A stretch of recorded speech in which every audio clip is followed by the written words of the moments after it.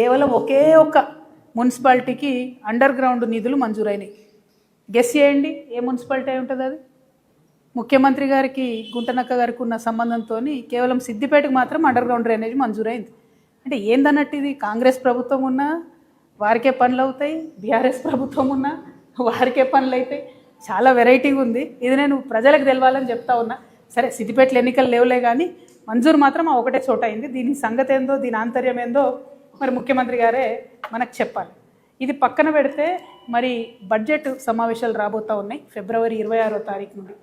ఈ బడ్జెట్ ఎందుకు ఇంపార్టెంట్ అంటే ఈ ఒక్క బడ్జెటే కాంగ్రెస్ ప్రభుత్వం ఇచ్చినటువంటి వాగ్దానాలను నిలుపుకునే అవకాశం ఉన్నటువంటి బడ్జెట్. ఒక గుణాత్మకమైనటువంటి మార్పు తెలంగాణ సమాజంలో తీసుకురావడానికి అవకాశం ఉన్నటువంటి బడ్జెట్. నెక్స్ట్ బడ్జెట్కి వచ్చేసరికి ఎన్నికల ప్రెషర్ ఉంటుంది, ఎన్నికల ఒత్తిడి ఉంటుంది. ఒకవేళ 2028 డిసెంబర్లో ఎన్నికలు ఉన్నా, 2029 మేలో ఎన్నికలు ఉన్నా తప్పకుండా ఒత్తిడి ప్రభుత్వం మీద ఉంటుంది. ఎలక్షన్ ఇయర్ బడ్జెట్ లాగా ఉంటుంది నెక్స్ట్ ఇయర్. కాబట్టి ఈ బడ్జెట్లో నేను కొన్ని డిమాండ్స్ చేయదలుచుకున్నాను గౌరవ ముఖ్యమంత్రి గారిని. ఎందుకంటే పోయిన సంవత్సరం వాళ్ళు పెట్టినటువంటి బడ్జెట్ చూస్తే మొత్తం ట్యాక్స్ రెవెన్యూ ఏదైతే ఉందో అది మన తెలంగాణ భూములు అమ్మడం ద్వారా 7,000 కోట్ల రూపాయలు సంపాదించుకున్నారు. సంపద సృష్టించడంలో మాత్రం అసలే దృష్టి పెడతలేరు. దానివల్ల ఏమవుతుందంటే రెవెన్యూ డెఫిసిట్ ఏదైతే ఉంటుందో అది బీభత్సంగా పెరుగుతుంది. -9,000 కోట్లకు వెళ్ళిపోయింది ఇప్పటి వరకు డిసెంబర్ వరకు.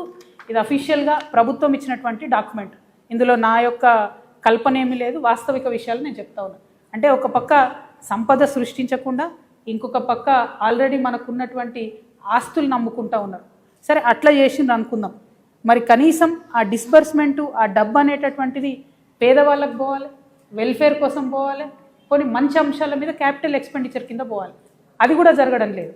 ఏదైతే వీళ్ళు పేదవాళ్లకు వెల్ఫేర్కి పెన్షన్కి పోయిన బడ్జెట్లో 1,21,000 కోట్లు పెడతామని చెప్పిండ్రో దాంట్లో డిసెంబర్ వరకు కేవలం 55,000 కోట్లు మాత్రమే ఖర్చు చేయడం జరిగింది. అందుకే మనకు రావాల్సిన పెన్షన్లు వస్తలేవు, అందుకే మనకు రావాల్సిన నిండ్లు వస్తలేవు, అందుకే జరగాల్సినటువంటి అభివృద్ధి పనులు కానీ వెల్ఫేర్ పనులు కానీ జరగడం లేదు.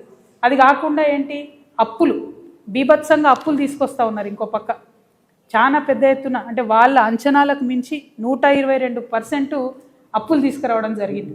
ఇవన్నీ ఒకటైతే కాంట్రాక్టర్లకు మాత్రం ఏదైతే అంచనాలు పెట్టుకున్నారో 36,000 కోట్లు పే చేయాలని దాన్ని మించి 42,000 కోట్ల పైచిలకు కాంట్రాక్టర్లకు పే చేశారు.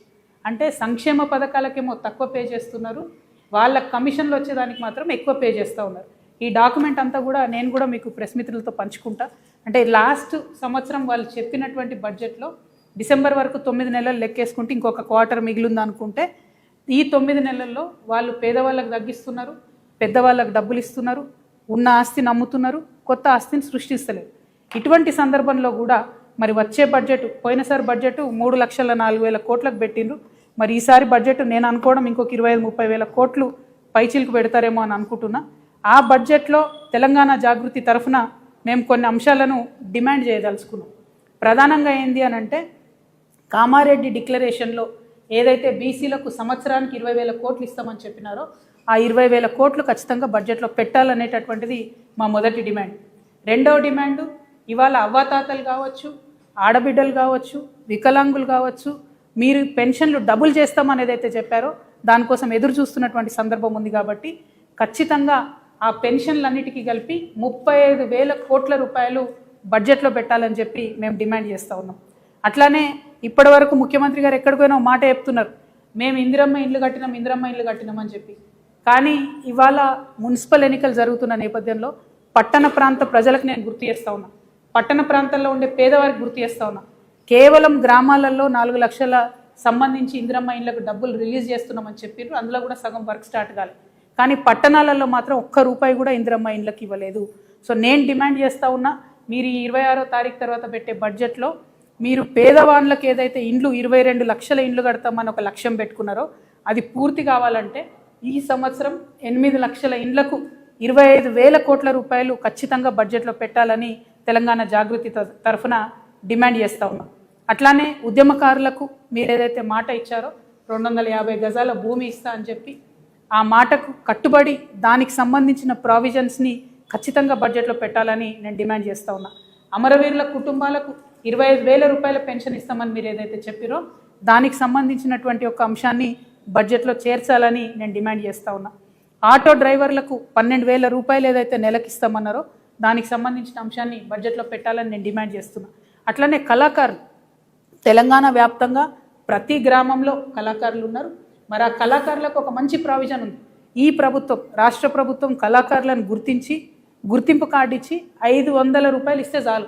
కేంద్ర ప్రభుత్వం నుంచి 5,500 రూపాయలు వచ్చే పథకం ఉన్నది. దాన్ని అడ్వాంటేజ్ తీసుకొని రాష్ట్ర ప్రభుత్వం తక్షణమే కళాకారులకు గుర్తించి దానికి సంబంధించిన ప్రావిజన్ని బడ్జెట్లో పెట్టాలని నేను డిమాండ్ చేస్తూ ఉన్నాను. అట్లానే చేవెళ్ళ SC/ST డిక్లరేషన్ ఉంది. దానికి సంబంధించి SC/STలకు సంబంధించి బడ్జెట్లో ప్రావిజన్ పెట్టాలని చెప్పి నేను డిమాండ్ చేస్తున్నా. వరంగల్లో రైతు డిక్లరేషన్ ఉంది.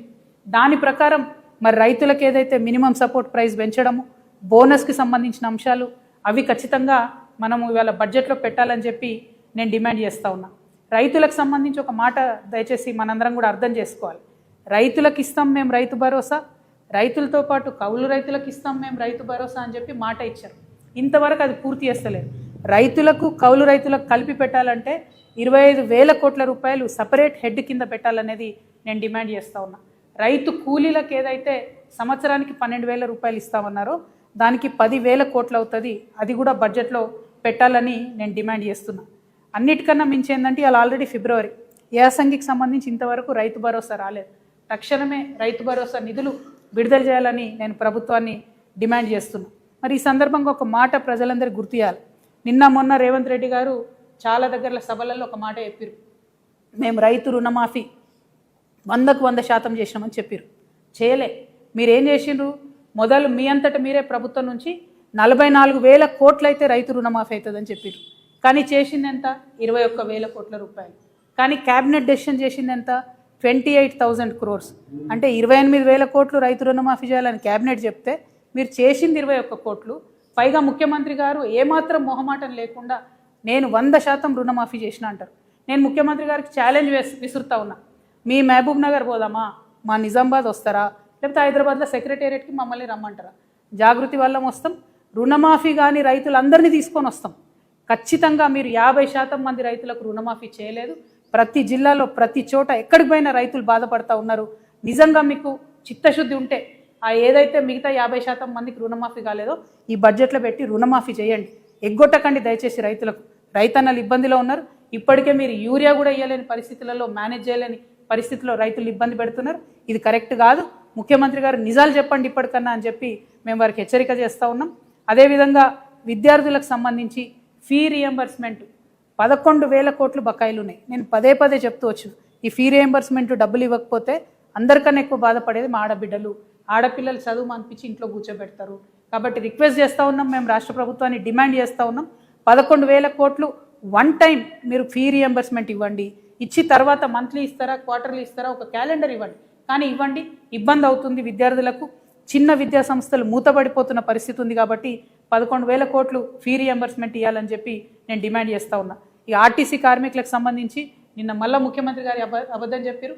50,000 మంది కార్మికులు ఉన్నారని చెప్పారు. దారుణం ఏంటంటే తెలంగాణ రాకముందు 52,000 మంది కార్మికులు ఆర్టీసీలో ఉంటే 10 ఏళ్ళ బీఆర్ఎస్ 2 ఏళ్ళ కాంగ్రెస్ కలిసి ఇప్పుడు అది 32,000 మందికి వచ్చింది. అంటే 20,000 మందిని ఫోర్స్ చేసి ఉద్యోగాలు మాన్పించారు ఆర్టీసీ వాళ్ళను. వీఆర్ఎస్ ఇచ్చిరు, రకరకాల ఇబ్బందులు ఇచ్చిరు. 10 రూపాయలు టికెట్ కొట్టకపోతే కండక్టర్లు తీసేసినటువంటి పరిస్థితులు చాలా ఉన్నాయి. ఇప్పుడు ఉన్నటువంటి పరిస్థితుల్లో మొన్న జగిత్యాల్లో ఒక ఎగ్జాంపుల్ జరిగింది.